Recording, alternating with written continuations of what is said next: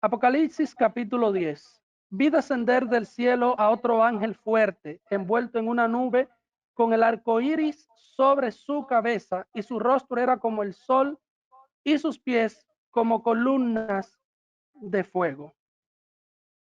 Estábamos haciendo un análisis sobre este ángel y tratando de identificarlo. Hay quienes sugieren que este ángel es Jesús porque se le describe con características similares a las que Juan describe de Cristo en el primer capítulo de Apocalipsis. Sin embargo, nosotros preferimos optar por una interpretación diferente y creer que este es un ángel y no Jesús. Algunas de las razones a nuestro favor son, primero, que a Cristo en el libro de Apocalipsis no se le llama ángel en ninguna parte del libro de Apocalipsis, mucho menos se le llama otro ángel, como se refiere la Biblia a este.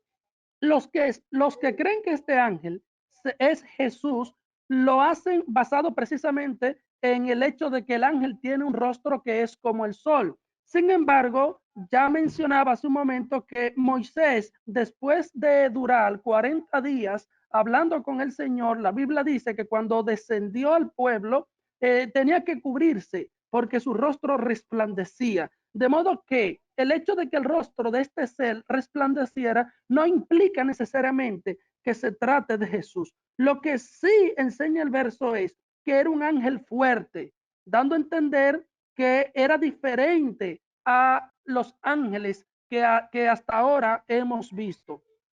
Hay quienes dicen que tal vez pueda ser el arcángel Miguel, pero no tenemos ningún sustento bíblico para corroborar eso.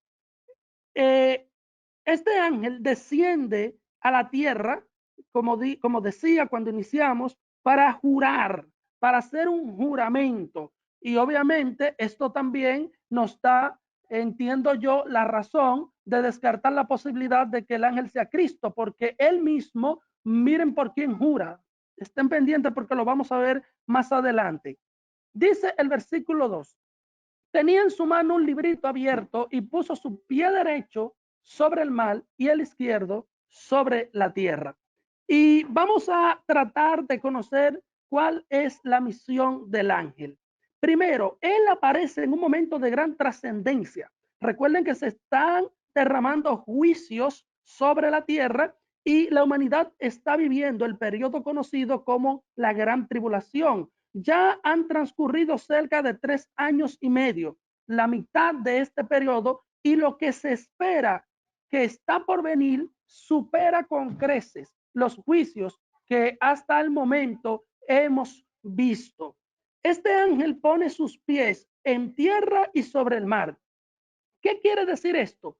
Que el mensaje que trae el ángel es muy extenso y tiene un alcance que afecta a todas las criaturas de la tierra, absolutamente a todas. Pero dice el versículo 3 que el ángel clama a gran voz como ruge un león. Y por esta razón hay quienes creen que tal vez ese ángel sea uno de los 4 seres vivientes que están frente al trono de Dios. Recuerden que había uno que tenía apariencia de león.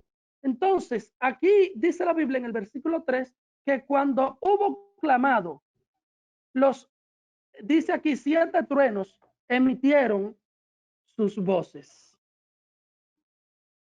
7 truenos emitieron sus voces. Entonces, estos 7 truenos que dice la Biblia que emitieron sus voces se relacionan con la voz de Dios, que es una voz de autoridad.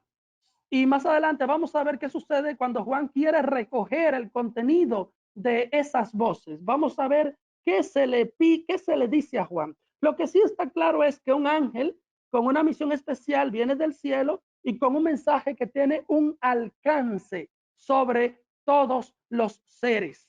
Entonces, aquí en el versículo 4 dice la Biblia que cuando los 7 truenos hubieron emitido sus voces, dice Juan, yo iba a escribir, pero oí una voz del cielo que me decía, sella las cosas que los 7 truenos han dicho y no las escriba. Juan evidentemente escuchó y entendió el contenido de el mensaje de esos truenos, que ya dije, no son más que una representación simbólica de la misma voz de Dios. Juan lo entiende, pero a Juan se le prohíbe escribir aquello, de modo que no sabemos realmente qué dijo el Señor, ya que Juan no lo recogió en sus profecías porque así se le ordenó. En el versículo 5 dice la Biblia que el ángel que vi en pie sobre el mar y sobre la tierra levantó su mano al cielo. Levantó su mano al cielo. Y esto lo hace en señal de juramento, porque lo que va a suceder a continuación es algo serio. Es algo serio. Tan serio que un ser espiritual y divino está levantando su mano para jurar. Versículo 6. Y juró por el que vive por los siglos de los siglos, que creó el cielo y las cosas que están en él, y la tierra y las cosas que están en ella, y el mar y las cosas que están en él, que el tiempo no sería más, sino que en los días de la voz del séptimo ángel, cuando él comience a tocar la trompeta, el misterio de Dios se consumará, como él lo anunció a sus siervos, los profetas. De aquí entendemos que este sello es la garantía, este juramento representa la garantía de que las palabras del ser, del ángel poderoso, son certeras e infalibles. Este juramento que reza de la siguiente manera: juro por el que vive por los siglos de los siglos, que creó el cielo y las cosas que están en él, y las cosas que están en ella, y el mar y las cosas que están en él, que el tiempo no sería más. Esto es un juramento que de alguna manera le da un sentido de valor al mensaje que trae este ángel. Es una sentencia que se va a dictar y que tiene un carácter irrevocable. Aquí el ángel va a anunciar el derramamiento de todos los juicios de Dios sobre la tierra. Recuerden que faltan todavía por anunciarse los juicios de las copas. Y este ángel está jurando que ya Dios no tardará en derramar esos juicios. Jesús regresaría a la tierra de manera visible. Y es parte de este juramento, porque cuando el ángel dice que juraba que las cosas, verifiquen bien el versículo 7, que el misterio de Dios se consumará. Y también el ángel promete ejecutar prontamente los juicios de Dios. De modo que está también prometiendo el regreso, el retorno de Cristo de manera visible. El séptimo, la séptima trompeta, recuerden que va a abrir una serie de juicios que hasta el momento no se habían visto ni se conocían. Y por eso el ángel se apresura ahora a dar este mensaje para traer el aliento porque está a punto de derramarse la ira de Dios sobre la tierra, y eso implica que también la venida de Cristo de manera visible se acerca. El versículo 8, vamos, porque estamos hablando del ángel, pero no nos hemos enfocado en el librito que trae en su mano. Versículo 8 dice: la voz que oí del cielo habló otra vez conmigo y dijo: ve y toma el librito que está abierto en la mano del ángel que está en pie sobre el mar y sobre la tierra. Sobre el librito yo quiero destacar, primero, que no es el rollo que estaba sellado y que ahora obviamente ya está abierto. Recuerden que ya Cristo rompió los 7 sellos. No se trata de ese rollo que pertenece a Jesús, porque es el título que le otorga la autoridad para dominar la tierra. De hecho, no tiene ningún sentido creer que se trata del mismo rollo cuando vemos aquí en este capítulo que a Juan se le da la orden de tomar del ángel rollo, de tomar el rollo del ángel. Entonces, el rollo que estaba sellado era un testamento, como ya dije. Ahora, el que trae el ángel en su mano tiene un contenido de juicio y no es más que la representación del ministerio del apóstol Juan, porque este rollo, a la luz de la Biblia, le pertenece a Juan. Por eso, la voz de Dios habla con él y le pide, ve y toma el librito que está abierto en la mano del ángel. Ve y tómalo. De modo que este contenido es para Juan. Dios es quien le da la orden de tomar el libro. Entonces, obviamente, por eso creemos que tiene que ver con su ministerio. Este rollo tiene que ver con el ministerio de Juan y su responsabilidad de anunciar los juicios que Dios le está revelando. En el versículo 9 dice la Biblia, y fui al ángel diciéndole que me diese el rollo, y él me dijo, toma y cómelo, y te amargará el vientre, pero tu boca será dulce como la miel. Entonces, versículo 10. Entonces tomé el libro de la mano del ángel y lo comí, y era dulce. Dice el versículo 10. ¿Qué implicación tiene que Juan haya comido el libro? Bueno, la implicación es la siguiente. Lo que quiere decir esto es que Juan tenía que leer su contenido, apropiarse del contenido de este libro. Le iba a saber dulce al principio porque esto era también parte del anuncio de la venida de Cristo y él se gozaría de su contenido al saber que Cristo estaba anunciando un pronto retorno. Pero le iba a saber luego en su vientre amargo porque analizando detenidamente lo que implica la segunda venida de Cristo, esto trae dolor y no solo a Juan, sino a todo misionero que entiende que con su venida muchas almas arderán para siempre en el infierno. De modo que el endurecimiento de los incrédulos de sus corazones es lo que amarga de manera simbólica utilizada aquí en este libro, amarga a Juan su deseo de que ellos no se pierdan.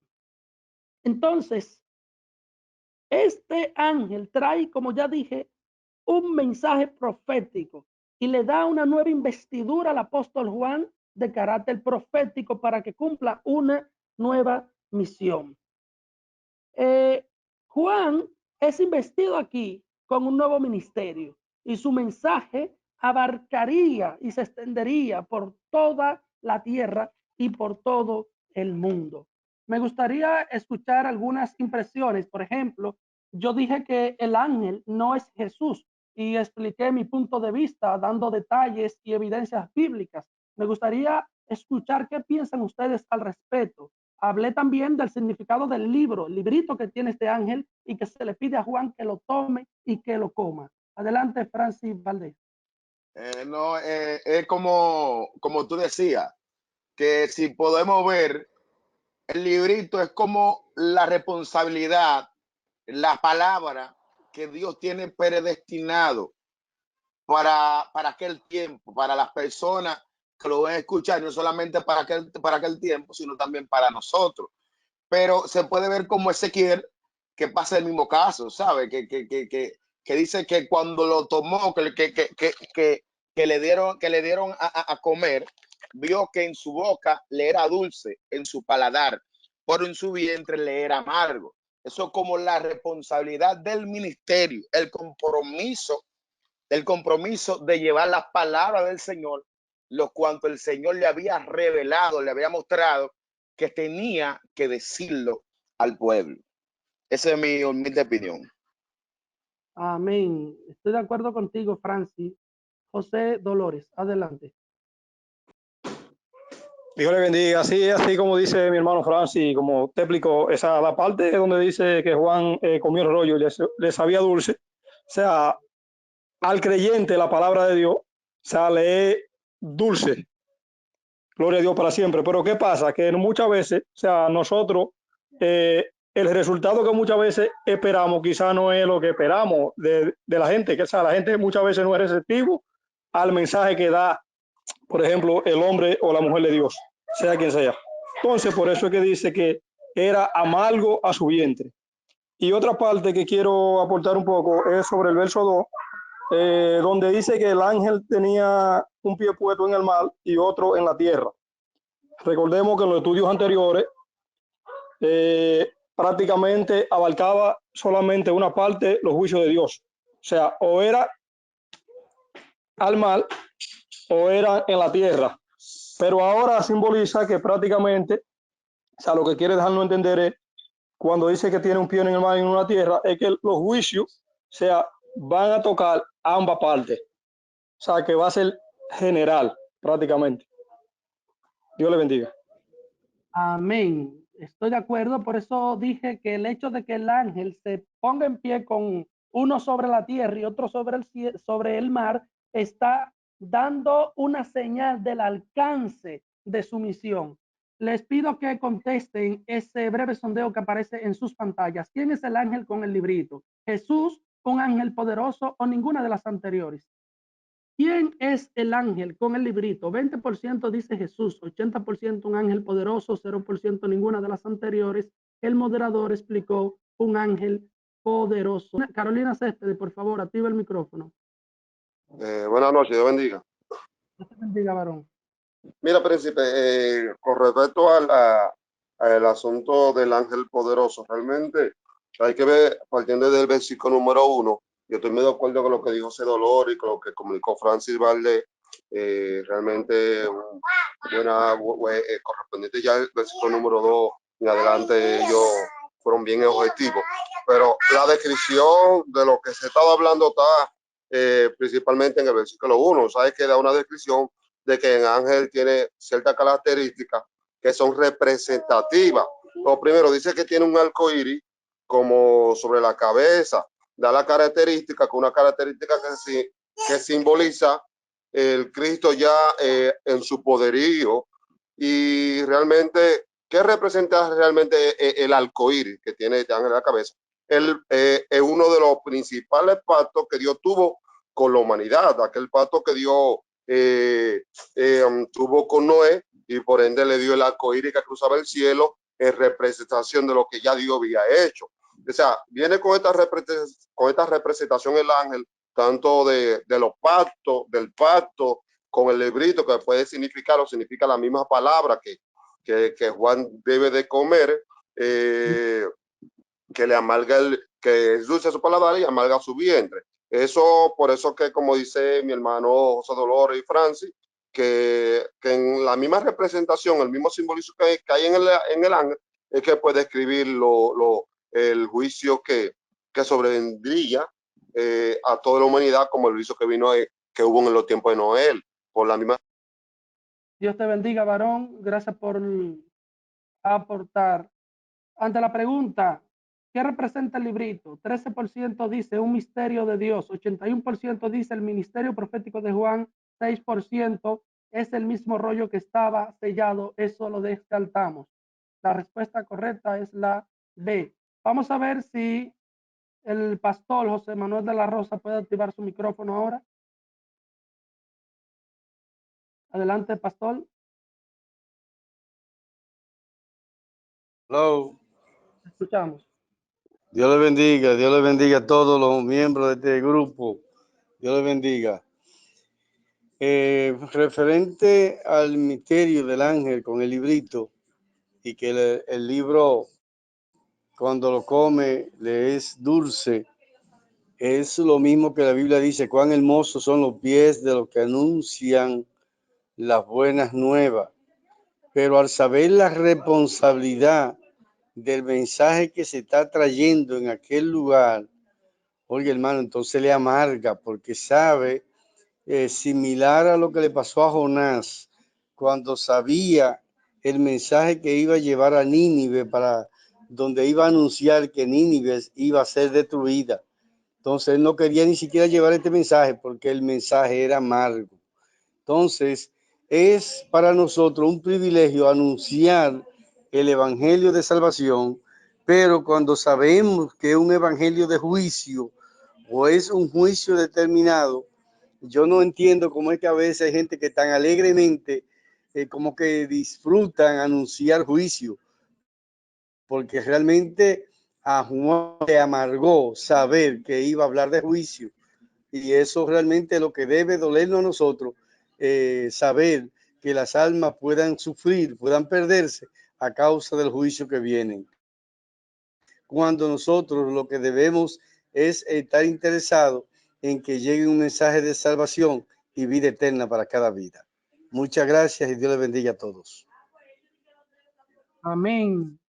Dios bendiga al pastor. Ante la pregunta, ¿qué significa que el ángel ponga un pie sobre el mar y otro sobre la tierra? 60% dice el alcance de su ministerio, que fue lo que enseñé. 8% que es poderoso. 32% que Dios tocaría con juicios la tierra. Vamos a avanzar. Jorge Mojica, verifica si puedes activar ahora tu micrófono, por favor. Está activo el micrófono, pero no te escuchamos, Mojica. Verifica tu equipo, que no te escuchamos.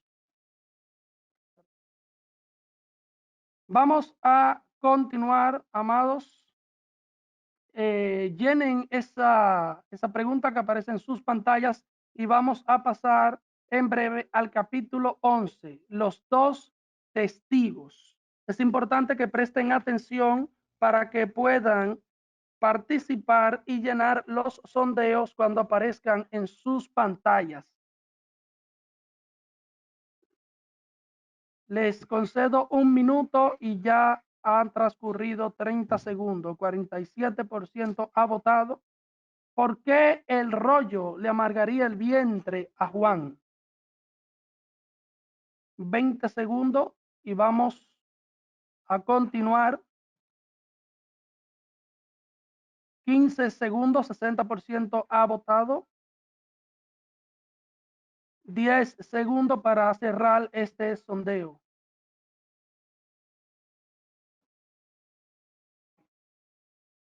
Ante la pregunta, ¿por qué el rollo le amargaría el vientre a Juan? 90% contestó por los juicios que tocarían la tierra y 10% porque nadie recibiría el mensaje, obviamente por los juicios que implicaba su misión.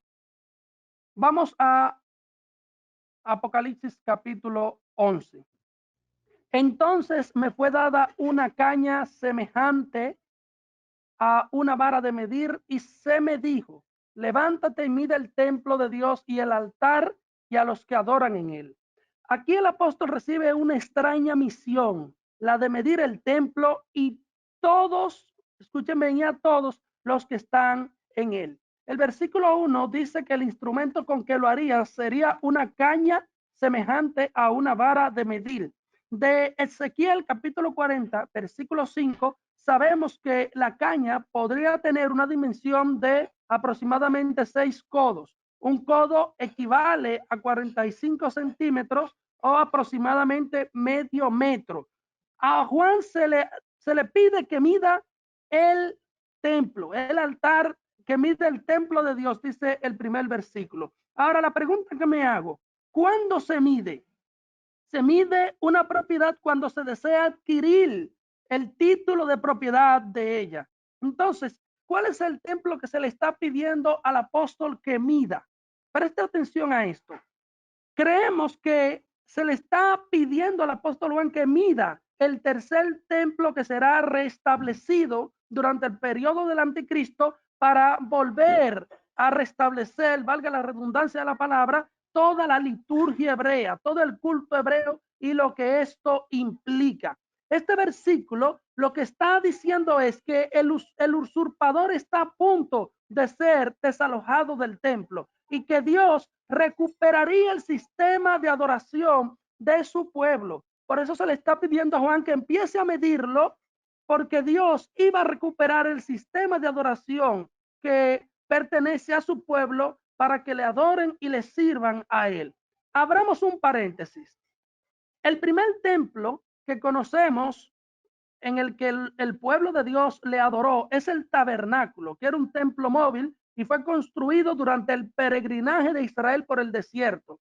El primer templo de Israel lo construye Salomón, próximo al año 959 a.C., que es el templo que destruye Nabucodonosor y el imperio de Babilonia en el año 587 a.C., cuando lleva cautivos a los judíos.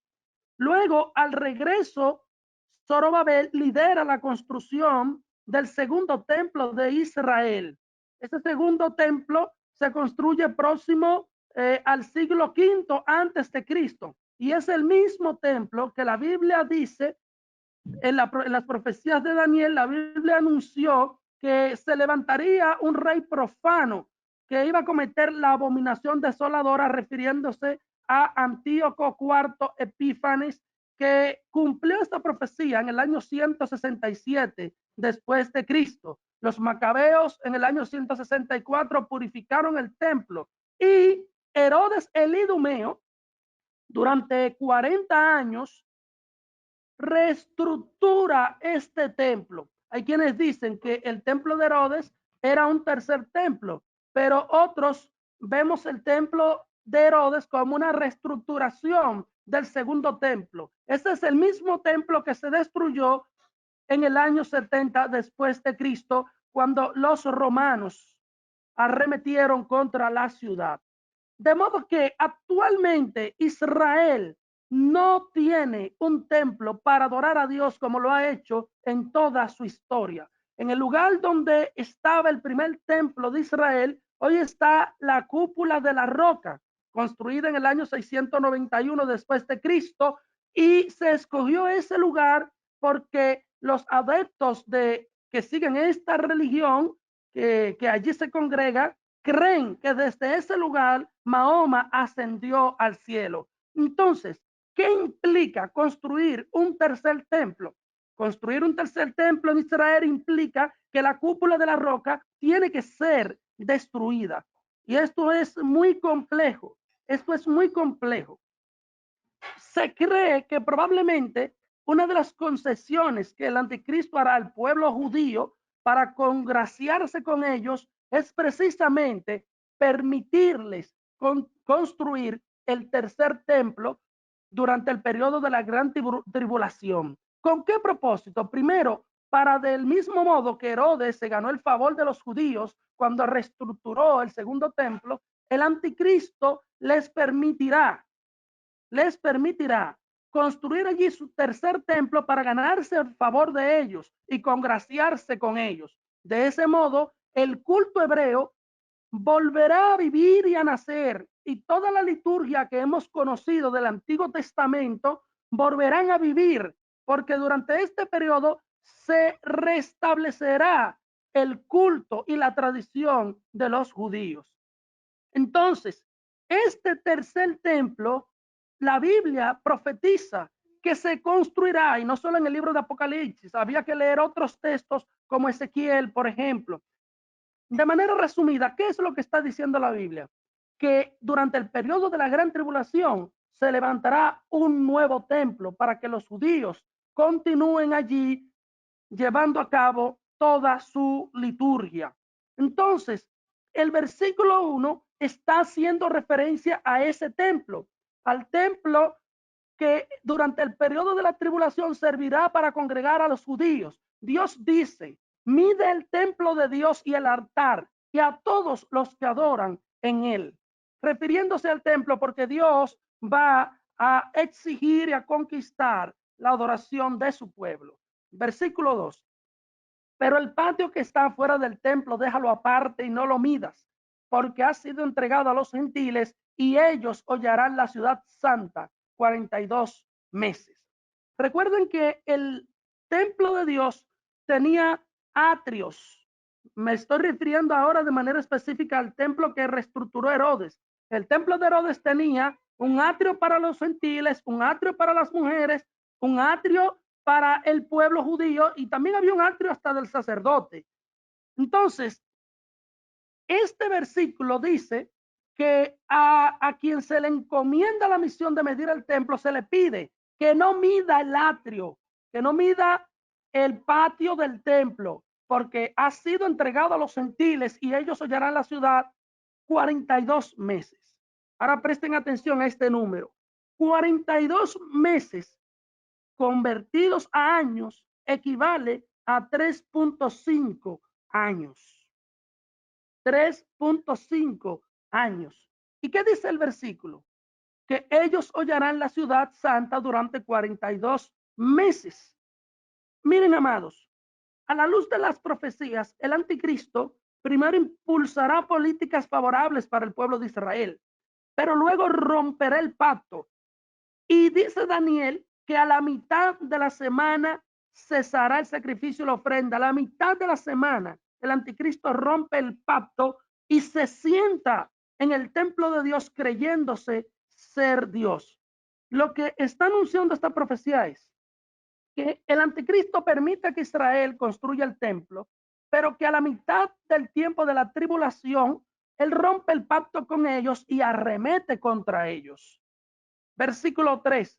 Y daré a mis 2 testigos que profeticen por 1270 días vestidos de silicio. Igualmente, esos días llevados a años equivalen al mismo periodo de 3.5 años. Y aquí la Biblia se está refiriendo a la segunda mitad. Recuerden que ya vimos los juicios que se derraman sobre la tierra durante la primera mitad del periodo de la gran tribulación. Ahora la Biblia está anunciando en el versículo 3 2 figuras, 2 personajes que se levantarán con un poder profético durante la segunda mitad del periodo de la gran tribulación. Vamos a analizar el versículo 4 detenidamente. Estos testigos son los olivos y los 2 candeleros que están en pie delante del Dios de la tierra. Miren, primero, vamos a ver algunas posturas sobre estos 2 testigos para tratar de identificarlos. Hay quienes creen que ellos son símbolos de la predicación. Sin embargo, sus hechos dicen que no se puede limitar solo a símbolo el ministerio de estos profetas, porque la Biblia detalla hechos concretos que serán realizados por ellos. Número 2, hay quienes creen que se trata de Moisés y Elías y que ellos representan a la ley y los profetas. ¿Por qué Moisés y Elías? Porque en el ministerio de estos 2 testigos se describen características propias del ministerio de Moisés y del ministerio del profeta Elías. Sin embargo, tenemos que recordar que Moisés murió y la Biblia testifica que esto sucedió en el monte, en el monte Nebo, en Moab. Y a la luz de la Biblia, el hombre muere una sola vez. Por lo que, de manera personal, yo descarto que Moisés tome parte o forme parte de uno de esos 2 testigos. Moisés ya murió y recuerden que estos testigos al final de su ministerio perderán la vida. Entonces, no es posible que Moisés muera 2 veces. Otros dicen, bueno, como Enoc y Elías no vieron la muerte, sino que fueron traspuestos por Dios, entonces los 2 testigos son ellos. Pero aquí se presenta otro problema. Enoc aquí representaría al periodo antediluviano, a todo el que vivió en ese periodo, Elías a los profetas. Sin embargo, encontramos características en el ministerio de Elías que coinciden con las que se anuncian que tendrán estos testigos, pero no encontramos características similares en Enoc que pudieran atribuírsele y compararse con los 2 testigos que se están mencionando en el libro de Apocalipsis. Yo prefiero creer que estos 2 testigos serán personas de esa generación y que se levantarán o serán levantados por el Señor como siervos poderosos en la predicación para cumplir con este llamado especial, con este llamado muy especial. El versículo 3 dice, y daré a mis 2 testigos que profeticen por 1270 62 días, vestidos de cilicio. El cilicio es una señal de luto, lo que simboliza el carácter de juicio que tendrá la misión profética de estos dos olivos. Olivos porque esto representa la unción del Espíritu. Vamos a ver el versículo 5. Si alguno quiere dañarlos, sale fuego de la boca de ellos y devora a sus enemigos. Y si alguno quiere hacerles daño, debe morir él de la misma manera. Aquí lo que la Biblia está diciendo es que estos testigos tendrán inmunidad, pero inmunidad, ojo, durante un periodo limitado, durante 3.5 años, lo que es lo mismo decir durante la segunda mitad de la gran tribulación. Usted dirá, limitado, claro, porque al final les espera un destino muy cruel. Estos testigos obviamente son predicadores, son testigos del poder de Dios en la tierra y que van a evangelizar, pero de un modo diferente al que usted está acostumbrado a ver en esta generación. ¿Por qué? Porque ahora predicamos un evangelio de amor, de poder, de manifestación del Espíritu, pero estos testigos son levantados para hacer frente a todo el plan diabólico del anticristo. Recuerden que la Biblia dice que el anticristo también hará prodigios, milagros, señales para engañar a muchos. Y por eso Dios levanta ahora a dos siervos poderosos en señales para que puedan confrontar el ministerio del anticristo. Y durante 3.5 años, durante la mitad de la gran tribulación, nadie podrá detener su ministerio.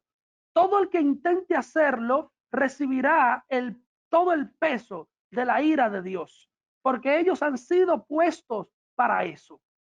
Versículo 6. Estos tienen poder para cerrar el cielo a fin de que no llueva en los días de su profecía y tienen poder sobre las aguas para convertirlas en sangre y para herir la tierra con toda plaga cuantas veces quieran.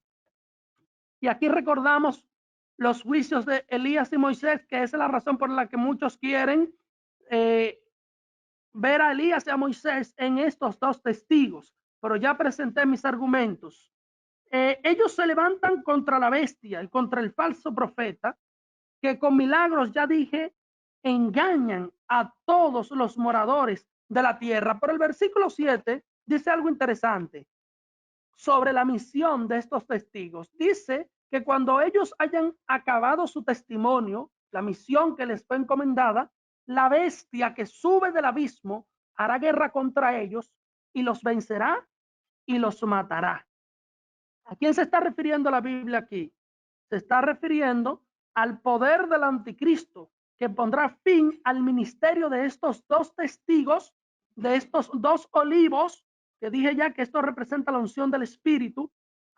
El anticristo se levantará contra ellos y cumplido su ministerio, y solo después de eso tendrá la facultad de quitarles la vida. La Biblia dice que esta bestia sube del abismo, indicando que el poder del anticristo no es propio de él, sino que procede de huestes malignas y satánicas que sustentan su señorío y su gobierno en la tierra. Versículo 8. Y sus cadáveres estarán en la plaza de la gran ciudad, que en sentido espiritual se llama Sodoma y Egipto, donde también nuestro Señor fue crucificado. Aquí yo quiero que usted entienda que, primero, recordemos que dijo Jesús en Mateo 23, versículo 37. Jerusalén, Jerusalén, que matas a los profetas y apedreas a los que te son enviados. ¿Por qué leo este versículo? Para que usted entienda que estos testigos perderán la vida en Jerusalén. Y esto implica que su ministerio se desarrollará también en Jerusalén. Ya dije anteriormente que Jerusalén es el reloj profético de Dios y que todos los juicios y todas las profecías escatológicas giran en torno a esta nación. Por eso los eventos futuros se enfocan en esta nación. En Jerusalén estarán ellos ministrando durante el ejercicio de del periodo que vivirán en la tierra. Pero miren que la Biblia compara, porque dice en sentido espiritual, de modo que entendemos es una comparación a esa gran ciudad, la plaza de la gran ciudad, con Sodoma y Egipto, perdón. Con Sodoma, refiriéndose a la inmoralidad que durante ese periodo el anticristo impulsará en la tierra santa. Y Egipto refiriéndose a la opresión impulsada también por el propio anticristo. El versículo 9 dice, y los de los pueblos. Este versículo es importante prestarle atención, porque dice pueblos, tribus, lenguas y naciones verán sus cadáveres por 3 días y medio y no permitirán que sean sepultados. Miren, cuando usted lee este versículo y usted ve que todos están celebrando porque ellos han muerto y que el anticristo quiere profanar sus cuerpos y no permite su entierro. Pero sobre todo cuando usted lee el versículo 9 que dice que todas las naciones verán sus cadáveres. Si usted hubiese leído este versículo décadas antes, tal vez no hubiese entendido de qué manera todas las naciones iban a ver el cadáver o los cadáveres de estos testigos. Sin embargo, con la llegada de nuevos medios de comunicación, la radio, la televisión, la internet, ahora podemos decir que comprendemos de qué manera todas las naciones verán los cadáveres de estos testigos que estarán durante 3 días y medio a la luz del día. Se utilizarán todo tipo de medios para difundir la noticia. Ahora bien, en el versículo 11 y 12, dice la Biblia que después de los 3 días y medio, entrará en ellos espíritu de vida. Escuche esto, porque esto es un hecho sin precedente. Y aquí vamos a hacer también un paréntesis para volver a referirnos al arrebatamiento.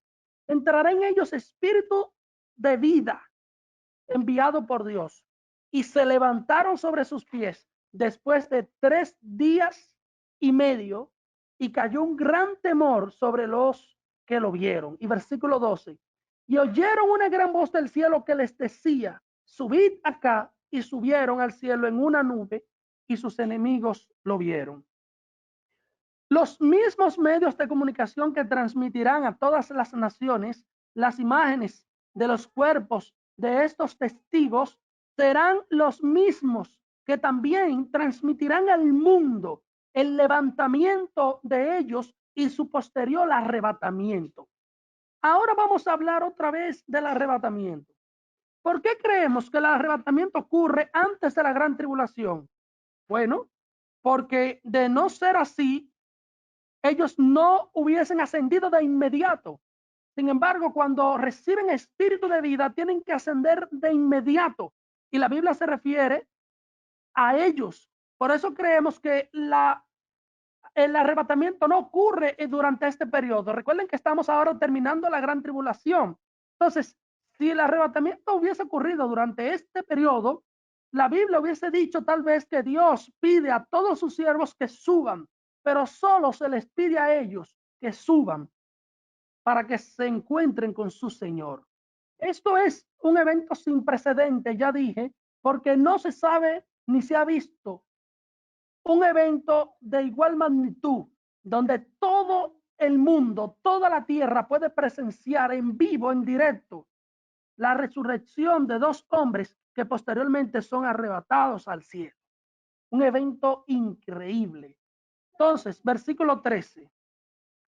En aquella hora hubo un gran terremoto y la 10ª parte de la ciudad se derrumbó y por el terremoto murieron en número de 7,000 hombres y los demás se aterrorizaron y dieron gloria al Dios del cielo. Aquí vamos a ver lo siguiente. Primero, una 10ª parte, dice la Biblia, de todos los edificios se destruyen, caen.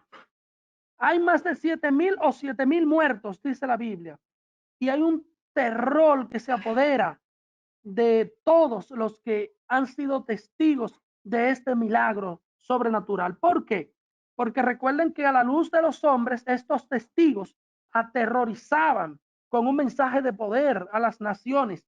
Y ahora, después de haberse burlado de ellos y verlos levantarse, ellos creen probablemente que ahora se levantarán para decretar más juicios sobre la tierra, pero también terror porque han visto a estos dos testigos ascender al cielo como nunca nadie había visto a un acto similar en la tierra. Todos reconocerán, dice la Biblia, reconocerán que Dios obró. Vamos a leer el versículo 14. El segundo ay pasó, he aquí el tercer ay viene pronto. Recuerden que la Biblia profetizó tres ayes que se corresponden a, o coinciden más bien con los toques de las últimas tres trompetas. El primer ay con la quinta trompeta y es el que anuncia las langostas, y ya vimos en sentido figurado los demonios que se levantan a atormentar a los moradores de la tierra. El segundo hay cuando se toca la sexta trompeta y se levantan millones y millones de demonios para cumplir su propósito en estos últimos días. Y ahora dice el libro de Apocalipsis en el versículo 12 del capítulo 11 que el segundo ay pasó y está anunciando el tercer ay. ¿Cuál es el tercer ay? Obviamente, el tercer ay es los eventos que anunciarán el toque de la séptima trompeta. Andy Cedeño.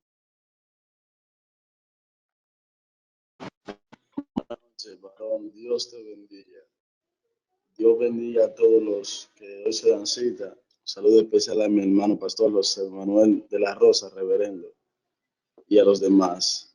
Mi hermano, usted se saltó el versículo 10, donde dice, y los moradores de la tierra se regocijarán, ¿verdad? Y serán regalo por la muerte de aquellos dos testigos. ¿Por qué?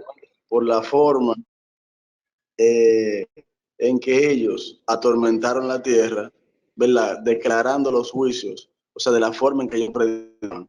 O sea, está la maldad de aquella generación o de aquel tiempo, que se alegrarán de que aquellas personas que vinieron de parte de Dios hayan muerto. Dios le bendiga. Usted tiene la palabra. Dios bendiga a nuestro hermano Cedeño. Dios lo bendiga. Les invito a completar el sondeo que aparece en sus pantallas.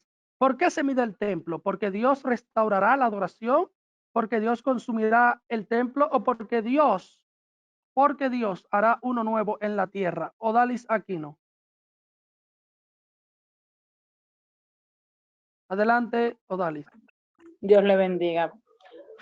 Varón, entonces, según lo que leemos en el versículo 6, estos testigos tendrán características similares o mejor dicho, iguales a Elías y a Moisés, porque dice en el capítulo 6, estos tienen poder para cerrar el cielo a fin de que no llueva en los días de su profecía y tienen poder sobre las aguas para convertirla en sangre y para herir la tierra con todas las plagas.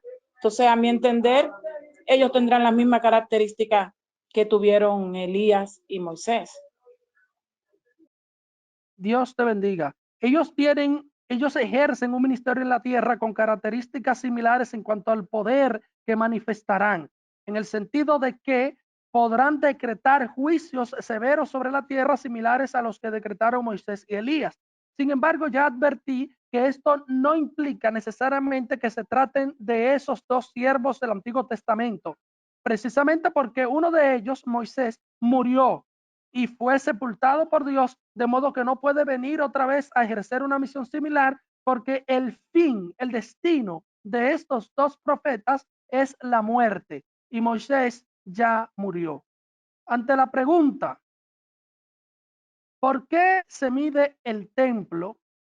60% dice porque Dios restaurará la adoración, 6% porque Dios consumirá el templo, 34% porque Dios hará uno nuevo en la tierra, y yo dije porque Dios restaurará la adoración. Adelante, Francis. Francis Valdés, por favor. Buena. Adelante. ¿Me escuchan? Le escuchamos, varón.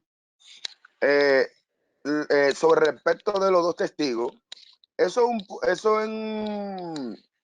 es un versículo que ha sido muy discutido a través de los tiempos, tú sabes, y algo como puede decir el hermano Alexander, que acabo de hablar, pero en verdad no tenemos a totalidad la respuesta exacta de ese versículo porque no tenemos una base concreta que dice quiénes son esos dos testigos. Esa es mi respuesta.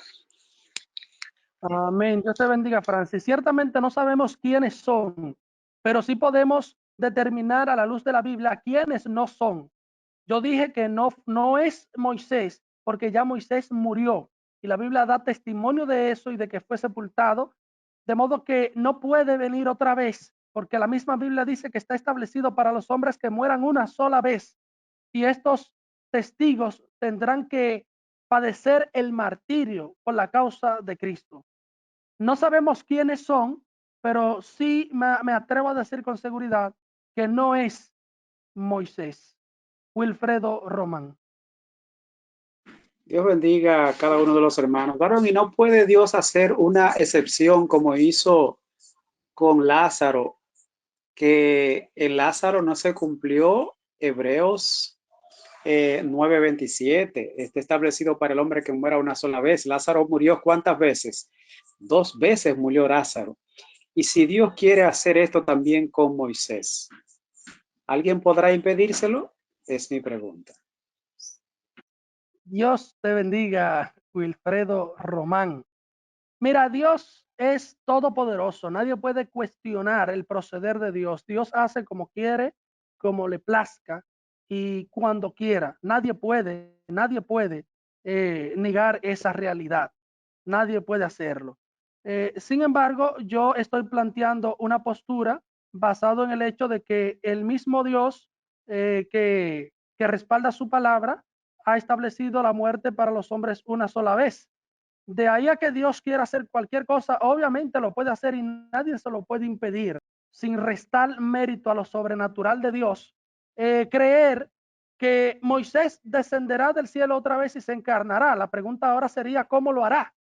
Porque Moisés está en algún lugar que ahora mismo no voy a abundar sobre ese lugar, pero ¿cómo llegará otra vez a la tierra si fuese él? Esa sería una pregunta que habría entonces que contestar. Yo opto por creer que estos profetas se utilizan en sentido alegórico para referirse al poder del ministerio que ejercerán dos hombres con características similares, pero de esta generación, que crecerá en esa generación, que conocerá el sistema de esa generación. Ese es mi pensar. Ante la pregunta, ¿quiénes son los dos testigos?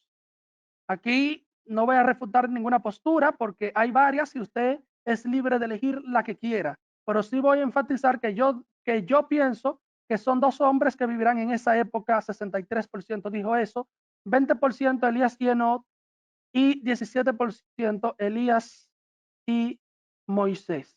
Vamos a hacer la oportunidad a nuestro hermano Antonio Medina. Adelante, Antonio, activa el micrófono. Amén. Adelante, varón, le escuchamos. Sí, buenas noches, amados hermanos, Dios les bendiga. ¿Me escuchan? Perfectamente. Sí, yo digo algo también de lo que dijo el hermano Franz. Desde hace mucho tiempo, nosotros hemos venido escuchando de que estas dos personas que se habla en la Biblia aquí en Apocalipsis, estos testigos, se habla de Elías y Moisés. Ahora bien, varón, se ha hecho mucho énfasis en que Moisés, Dios lo enterró, pero la palabra registra que a Elías el Señor se lo llevó en un torbellino. No registra que tuvo muerte, igual que no. Y esa es mi pregunta, mi inquietud. Porque en realidad se habla mucho de todo testigo. Tanto dicen como que es Moisés y Elías, pero también dicen que puede ser Enoc y Elías. Dios les bendiga y buenas noches. Dios te bendiga, Antonio. Gracias por la participación. Como ya dije, yo estoy aportando mi postura. Yo creo que son personas de esa generación porque de manera personal encuentro un inconveniente cuando trato de entender de qué manera volverían, aunque Dios es todopoderoso, pero de qué manera volvería Moisés, por ejemplo, a ocupar el cuerpo y a ministrar a esta generación después de haber muerto.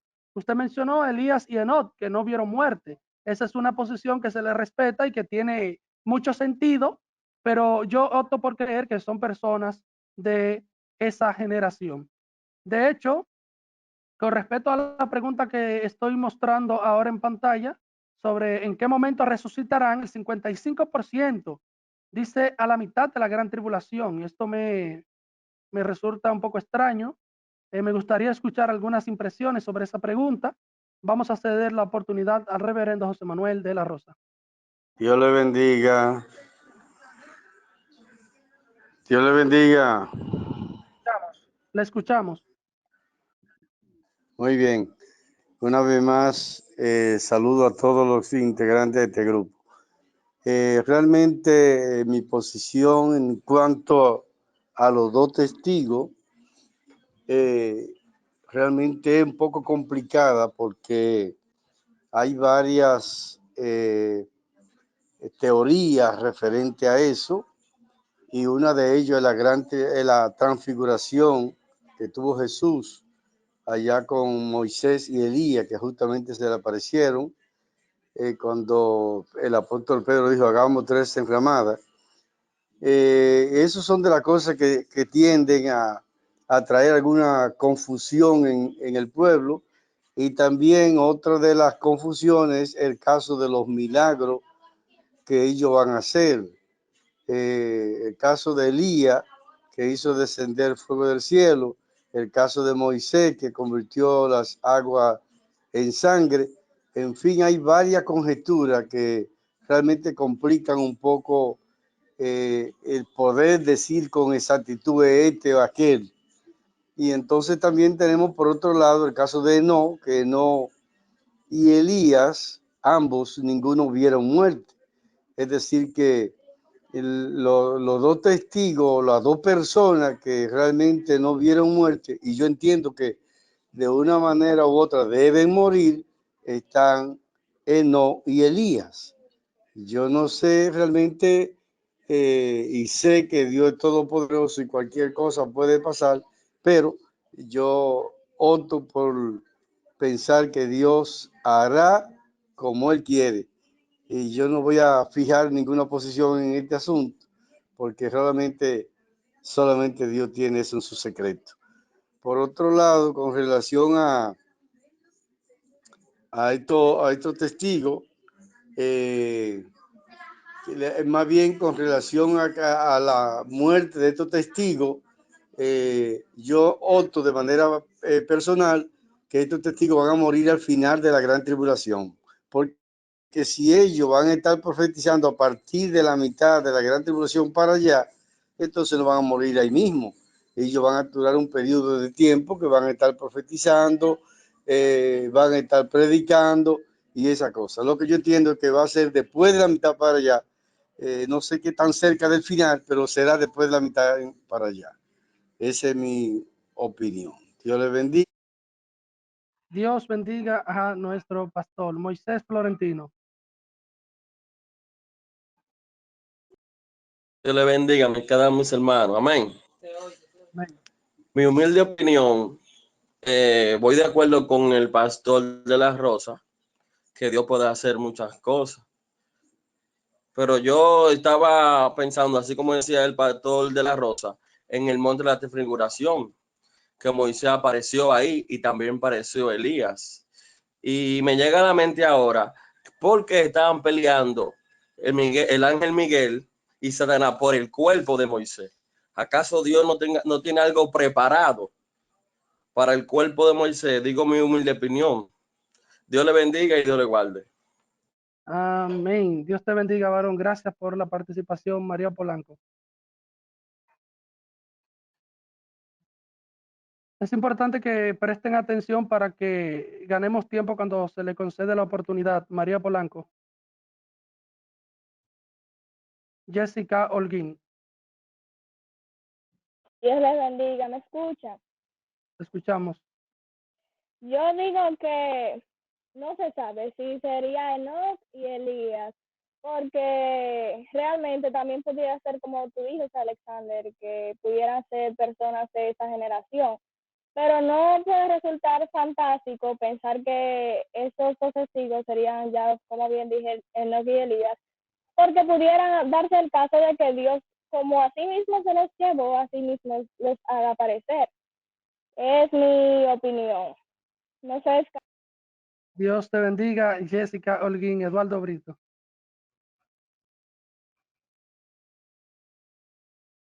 Francis Valdés, presten atención para cuando se le conceda la oportunidad, por favor, ganemos tiempo. ¿Me escucha? Francis, sí. Como vuelvo y digo, siempre también aporto algo, que todas las opiniones son aceptadas, ¿sabes? Porque todo el mundo tiene sus ideas personales, como la que tú tienes, Ale, y cada cual, ¿tú me entiendes? Pero algo me llamó mucho la atención sobre la pregunta que hizo nuestro hermano superintendente de escuela bíblica, Wilfredo Román. Algo muy interesante, ¿sabes? Me llamó mucho la atención porque, y también tú respondiste esa pregunta, dice que tú dijiste que Dios podía hacer como Él quiera. Vuelvo y reitero, digo, como puede ser el punto de vista que tú planteaste, puede ser cualquier punto de vista de los demás, ¿tú me entiendes? Porque Dios hace como Él quiera, cuando Él quiera y a la hora que Él quiera, porque Él es soberano. Es el punto de vista mío. Y nada, que sea lo... Amén. Dios te bendiga, Francis. Eduardo Brito. Dios bendiga, ¿me escuchan? Perfecto. Gloria al Señor. Miren, mis hermanos, es importante saber algo. El apóstol Pablo dijo que al cielo no entra ni sangre ni carne. Y eso estamos de acuerdo. Si hubiesen sido dos personas que ya murieron o que no han muerto y están en el cielo con cuerpo glorificado, porque hay que notar eso, ese punto.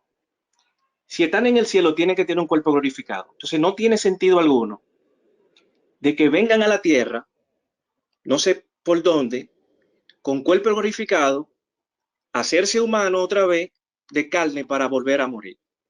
Eso como que no me cuadra y no tiene sentido. Amén. Dios te bendiga, Eduardo Carolina Céspedes. Voten, por favor. Leonel, realmente Eduardo Brito acaba de decir mi inquietud, porque Dios puede hacer lo que Él quiera, como Él quiere y cuando Él quiera, pero hay algo que tener claro, que Dios no viola sus principios, y ese es uno de los principios de Dios. Es algo, como dice Eduardo Brito, que se me adelantó un poco, el hecho que como una persona, si te fijas, en el momento cuando fue ya el arrebatamiento, antes de estos acontecimientos que estamos hablando, ya Moisés tiene un cuerpo glorificado, que es como incongruente pensar que volvería a tener un cuerpo de carne para poder morir y volver a ser glorificado nuevamente. Realmente mi idea es la misma que la de Eduardo Brito, lo único que yo añado que Dios no violaría sus principios. Eso es lo que quería decir. Dios te bendiga. Ahora sí me gustaría que todos participen de esta encuesta. Se respetan todas las opiniones. Realmente, como ya dije, creo que Dios es todopoderoso y puede hacer como quiera, pero mi postura la planteé. Aunque no descarto desde el punto de vista de la soberanía de Dios cualquier otra manera de proceder, sí tengo una postura fija y tengo mis argumentos y me gustaría ver qué piensa la mayoría. Por eso les invito a participar todos de esta encuesta. Tenemos muchas manos levantadas. Sean breves, por favor, porque nos falta un tema. Andy Cedeño.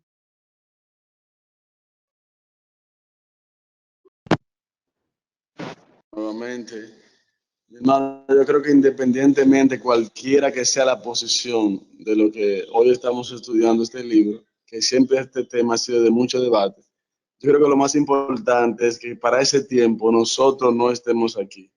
Claro, usted puede tener su conjetura, yo también tengo la mía, pero lo más importante, hermano, es que en ese tiempo estaremos con nuestro Señor. Dios le bendiga.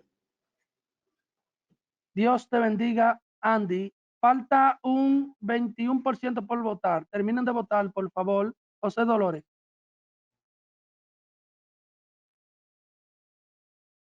Amado, mire, sobre lo que dijo el hermano Lionel, yo creo que Moisés no tiene un cuerpo glorificado. O sea, nosotros tenemos que, cuando estudiamos la Biblia, gloria a Dios para siempre, y cuando vamos a hablar, tener un poco de cuidado, porque recuerden que Moisés está esperando la resurrección. Entonces, se supone que Moisés todavía no tiene un cuerpo glorificado.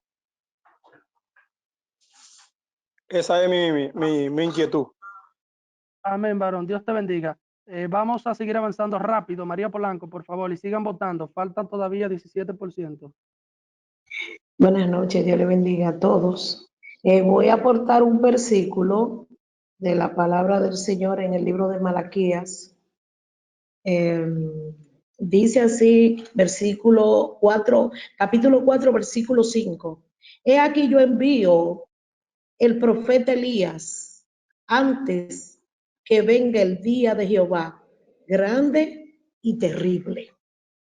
Eso queda como en la pregunta, o sea, buscando base para aportar lo que es que se pueda hacer de que sea Elías, porque él no vio muerte. Puede ser. Pero mi pregunta, mi aportación es concerniente al estudio, que dice el versículo 8 del capítulo 11, y sus cadáveres estaban en la plaza de la gran ciudad que en sentido espiritual se llamaba Sodoma y Egipto, donde también nuestro Señor fue crucificado. Y los de los pueblos, tribus y los de los pueblos, tribus y lenguas y naciones verán sus cadáveres por 3 días y medio y no permitirán que sean sepultados. Esto es una aportación porque según las costumbres judías del pueblo de Israel, para ello era muy sagrado enterrar a sus muertos. Esto es como una afrenta fuertemente para los israelitas. Entonces, para ello era de mucha importancia enterrar a sus muertos. Y vemos, si nosotros vemos el libro de Segunda de Reyes, capítulo 9, versículo 34, donde dice, entró luego y después que comió y bebió, dijo, y ahora y ver a aquella maldita y sepultadla, pues es hija del rey. O sea, hablando de la muerte de Jezabel. Bendito sea el nombre de Dios. Ahí estamos mirando la importancia que tenía, para el pueblo de Israel enterrar a sus muertos. Es todo en mi aportación. Dios le bendiga. Amén. Dios le bendiga, sierva. 2 oportunidades para continuar. Eduardo Brito, adelante. Bien, Dios bendiga. A José Dolores, ¿qué hacía entonces Moisés y Elías en la transfiguración de Cristo si no tenían cuerpo glorificado? ¿O acaso era un sueño que estaban viviendo los apóstoles que estaban ahí? Amén. Amén. Dios te bendiga, varón. Andy Cedeño.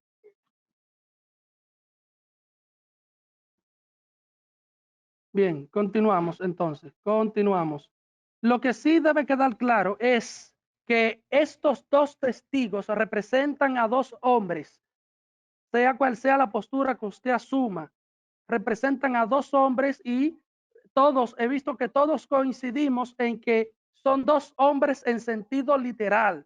No es una representación simbólica de la obra del Evangelio durante ese tiempo. Representan literalmente a 2 hombres. 88% ha votado.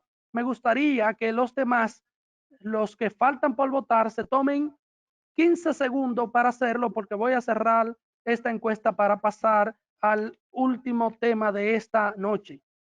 Es importante que todos participen. Les concedo 20 segundos más mientras busquen en su Biblia Apocalipsis 11, 15. Apocalipsis 11, 15. Cierro la encuesta con el 92% de los participantes. Dice el resultado que 11% considera que se trata de Elías y Moisés, 33% de Elías y Enoc, 56% de hombres de esa época o generación. Vamos a continuar, todavía nos queda un último capítulo y es la séptima trompeta. Versículo 15. El séptimo ángel tocó la trompeta y hubo grandes voces en el cielo que decían: los reinos del mundo han venido a ser de nuestro Señor y de su Cristo, y él reinará por los siglos de los siglos. Amados, el toque de esta última trompeta está anunciando próximamente la venida de Cristo, pero ahora de manera visible. Recuerde que desde que empezamos a estudiar los juicios, quedamos de acuerdo en que la iglesia no está en la tierra y está exenta de esta gran tribulación. Entonces, si ya Cristo arrebató a la iglesia, lo que se espera próximamente es el retorno visible del Maestro con su iglesia. Y aquí la séptima trompeta está anunciando primero el retorno de Cristo a la tierra, el dominio y el señorío de Cristo sobre toda la creación, pero también los nuevos juicios que serán tan, pero tan severos como los que nunca se han visto sobre la tierra. Yo quiero que usted ahora entienda lo siguiente con respecto a esta última trompeta. Una pregunta que hago a la sala para que usted la analice de manera personal.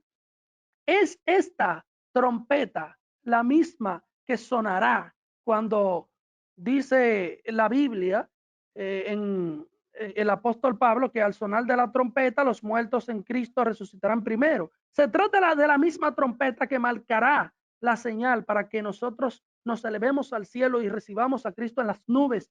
Se trata de esta última trompeta. Bueno, yo quiero que ustedes sepan, bueno, antes de responder, voy a permitir que participen de este breve sondeo mientras yo continúo. Digan sí o no si se trata de la misma trompeta. Yo voy a continuar ampliando esto. Y los 24 ancianos que vimos ya que estaban próximos al trono de Dios y que representaban a los redimidos de todas las generaciones y eran seres espirituales que estaban sentados delante del trono de Dios, se postraron sobre sus rostros y adoraron a Dios, diciendo: te damos gracias, Señor Dios Todopoderoso, el que eres y que eras y que has de venir, porque has tomado tu poder y has reinado. Y se airaron las naciones y tu ira ha venido, y el tiempo de juzgar a los muertos y de dar el galardón a tus siervos los profetas, a los santos y a los que temen tu nombre, y a los pequeños y a los grandes, y de destruir a los que destruyen. Y el templo de Dios fue abierto en el cielo, y el arca de su pacto se veía en el templo, y hubo relámpagos, voces, truenos, un terremoto y grande granizo. Me río porque miren el resultado de este sondeo. 50% dice sí, 50% dice no. Aquí la opinión está dividida. ¿Qué dice el expositor? Recuerden que el expositor estoy planteando la postura propia que sigo, ¿verdad? La que defiendo. El expositor cree que no se trata de la misma señal, porque ya aclaramos que la iglesia será arrebatada antes de que inicie el periodo de la gran tribulación. Y esta es la séptima trompeta que está anunciando ya el acercamiento de la venida de Cristo y el derramamiento de juicio más severo que van a tener ahora lugar al final del segundo periodo de la gran tribulación. De modo que no podemos pretender confundir esta trompeta con la que levantará a los muertos. No podemos confundirla. No es la misma trompeta.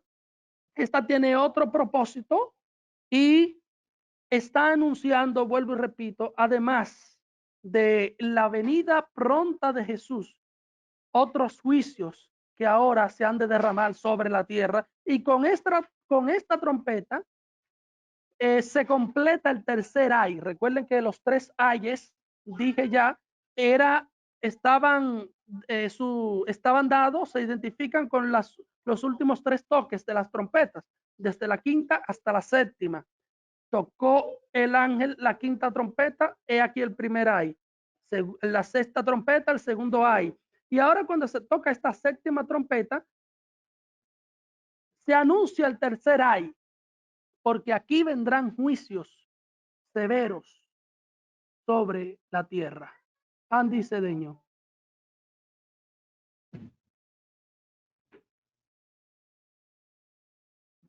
Francis Valdés, presten atención a sus equipos para que puedan tomar rápidamente la participación. Adelante, Francis. Lo que quiero opinar nuevamente, Dios bendiga, que hay que mirar los puntos de vista, tenemos que responder con coherencia, porque el concepto de ejemplo, no podemos basar nuestra base bíblica del concepto de Moisés, porque sabemos que lo que estamos hablando del pasaje bíblico que estamos estudiando en esta noche es un acontecimiento después del rapto de la iglesia. Yo entiendo que ya la iglesia, en ese momento, si no estoy equivocado, me corrige, ya la iglesia ha sido arrebatada, si no estoy equivocado. Tenemos que analizar un poco. Esa es la postura que yo defiendo. Creo que ya la iglesia fue arrebatada antes de que empezaran a derramarse los juicios sobre la tierra, de modo que cuando se toca esta séptima trompeta, que es una trompeta que está anunciando juicio y la pronta venida del Señor, la iglesia no está en la tierra. Andy Cedeño, por favor.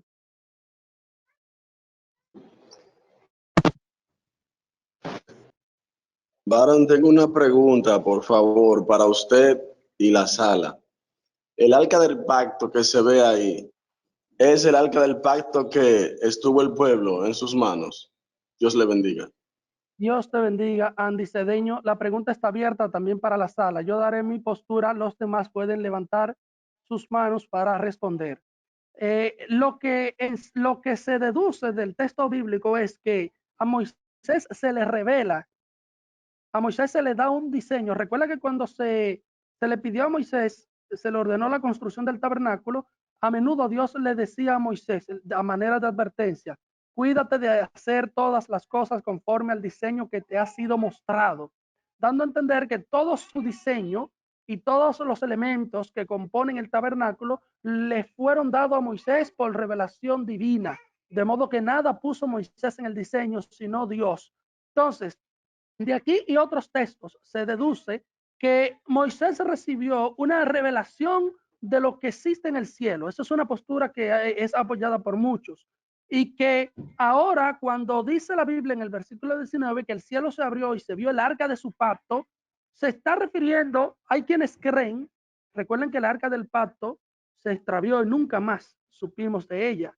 Muchos creen que se trata de esta arca extraviada. Yo creo que no. Yo creo que se trata de manera figurada el anuncio de un Dios de pacto y de su presencia, no necesariamente del arca extraviada, si es lo que quieres preguntar. Moisés hizo el tabernáculo de acuerdo a lo que le fue mostrado, porque esto es, de alguna manera, esta arca que estamos viendo es una representación de la gloria y la presencia del Señor. Carlos Ramírez, estamos terminando. Ok, concerniente a la pregunta, yo también considero lo mismo. Ustedes saben que en Hebreos habla mucho de lo que son las cosas que ven en el templo y dice que solamente son figuras de lo que había de venir y también, como explicaba Alex, ya son simplemente figuras de lo que hay en el cielo. Pero necesariamente no podríamos interpretar que sea literal. Por lo menos esa es mi postura. No digo que no sea así, pueda que sí, pero puede ser que también sea algo figurado, que lo que quiera decir es que, como decía Alex, que es el pacto que el Señor hizo, o sea, su misericordia o su presencia, que eso es lo que significaba el arca del pacto en el Antiguo Testamento, por así decirlo. Amén. Dios te bendiga, Carlos. Jessica Holguín. Con relación a la pregunta que ahorita no contestamos, si los dos testigos, o sea, vendrían en la primera mitad del periodo de los 7 años o después de los 3 años y medio. Yo digo que serían en la primera mitad de los 7 años, porque entonces después de esos 3 años y medio, entonces el enemigo tendría potestad sobre ellos para matarlos. Esa es mi opinión. No sé qué los demás piensen. Dios te bendiga, Jessica Holguín. El moderador planteó su posición. Yo creo que es al final del periodo de la gran tribulación y eso es la postura que sostengo porque ellos ejercen su ministerio a partir de la primera mitad y durante 3 años y medio, dice la Biblia, de modo que cuando son levantados, entonces se derraman los últimos juicios sobre la tierra y sobre el anticristo. Hemos culminado, este ha sido un estudio con una participación muy activa. Hemos mantenido una audiencia de cerca de 50 personas. Hasta hace poquito teníamos 50 personas conectadas. Agradezco la participación de todos y les pido que se mantengan apoyando estas iniciativas hasta tanto podamos congregarnos. Vamos a continuar. Quiero hacer 2 anuncios. Mañana vamos a continuar igual a partir de las 8:30. El próximo viernes estaremos terminando y quiero felicitar a todos los que desde el principio han participado porque hoy pueden decir que hemos estudiado la mitad del libro de Apocalipsis. El viernes podrán decir todo el contenido de Apocalipsis. Les recuerdo que pueden inscribirse desde ya utilizando ese ID en la próxima sesión que será mañana a partir de las 8:30 y que tiene como tema la mujer y el dragón, además también de las 2 bestias. Base bíblica, Apocalipsis 12 y 13. También quiero anunciarles que mañana tendremos escuela bíblica a partir de las 4 de la tarde. Pueden de igual modo inscribirse utilizando el ID que está en sus pantallas. Favor completar la encuesta cuando termine el seminario y Dios les bendiga.